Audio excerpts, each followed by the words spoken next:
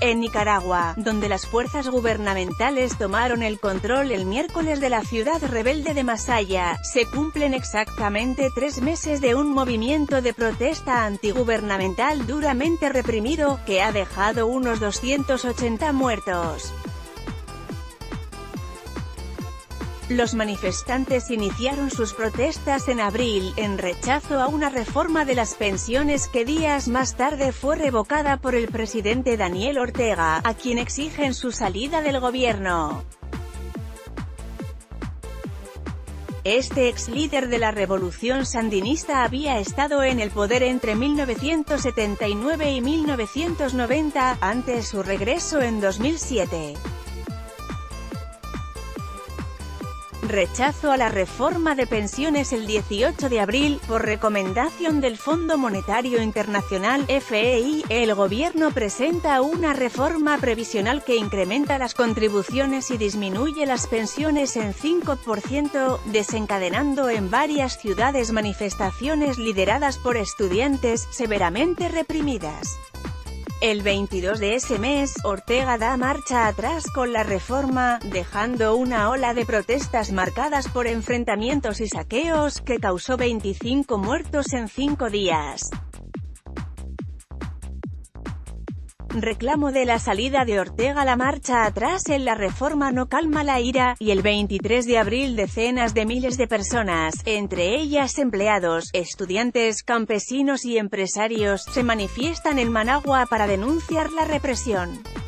La ONU llama a Nicaragua a que inicie investigaciones independientes y transparentes sobre las víctimas, lamentando posibles ejecuciones ilegales. Diálogo tenso el 12 de mayo. Cuando la movilización se intensifica, el ejército dice que no reprimirá las manifestaciones. Un diálogo tenso se abre el 16 de ese mes entre el presidente y la oposición con el respaldo de la Iglesia Católica, pero se suspende tras una semana, por la falta de acuerdo sobre la democratización del régimen.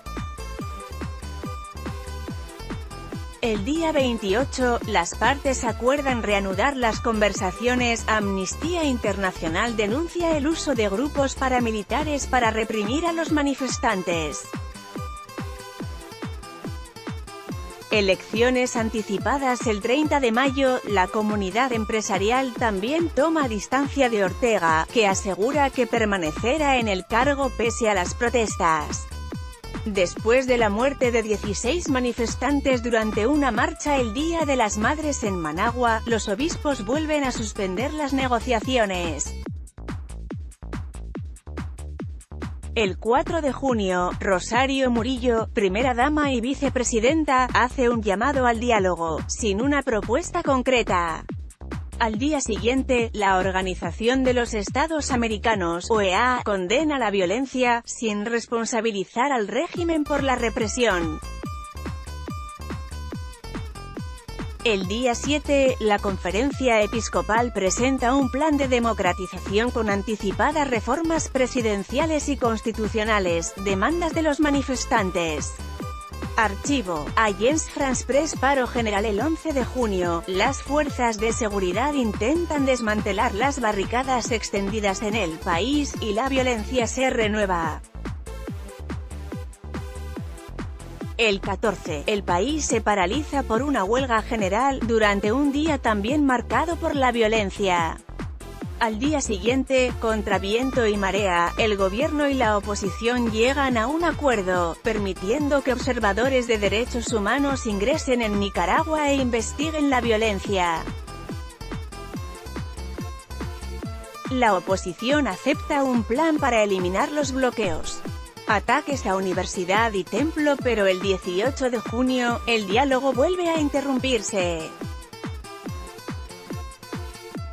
El 23, se renueva la represión, especialmente en la Universidad Nacional Autónoma de Nicaragua, UNAN, donde se refugian docenas de estudiantes.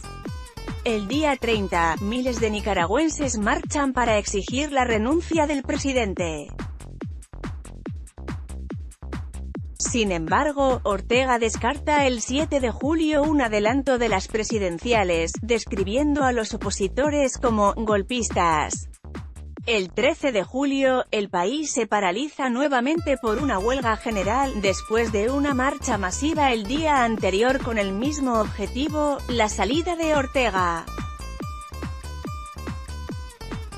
Estudiantes de la UNAM son duramente reprimidos y se refugian en un templo cercano. 2 jóvenes mueren tras 20 horas de asedio. El 15 de julio, fuerzas progubernamentales lanzan un operativo en Masaya y ciudades vecinas para levantar bloqueos de vías con saldo de 10 muertos. En los días siguientes, la comunidad internacional insiste en que se detenga la represión. Asalto a Masaya el 17 de julio, las fuerzas antimotines y paramilitares lanzan un asalto, bautizado por la oposición, Operación Limpieza, contra Masaya, la ciudad más rebelde del país. Al menos 2 personas mueren. Uno de los representantes de la oposición, el líder campesino Medardo Mairena, es acusado por la justicia de terrorismo y de intentar socavar el orden constitucional. Después de violentos enfrentamientos, las fuerzas progubernamentales toman el control de Monimbo, un barrio rebelde de Masaya. Archivo: Agence France Presse URL corta http://rbb.cl/krtw